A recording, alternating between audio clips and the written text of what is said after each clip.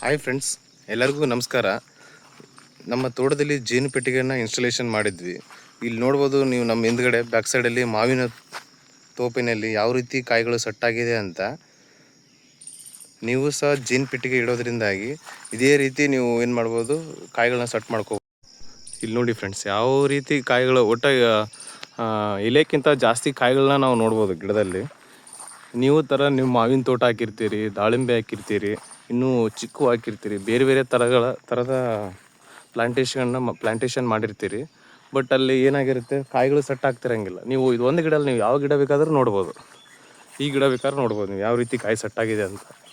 ಎಲೆಕ್ಕಿಂತ ಜಾಸ್ತಿ ಗಿಡದಲ್ಲಿ ಕಾಯಿಗಳು ಕಾಣ್ತಿರ್ತವೆ ನಮಗೆ.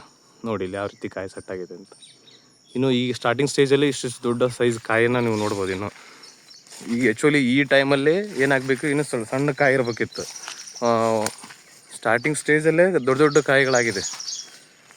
ಇದು ಆಪೂಸ್ ವೆರೈಟಿ. ಇದು ನೋಡಿರಿ ಯಾವ ರೀತಿ ಕಾಯಿ ಸೆಟ್ ಆಗಿದೆ ಅಂತ.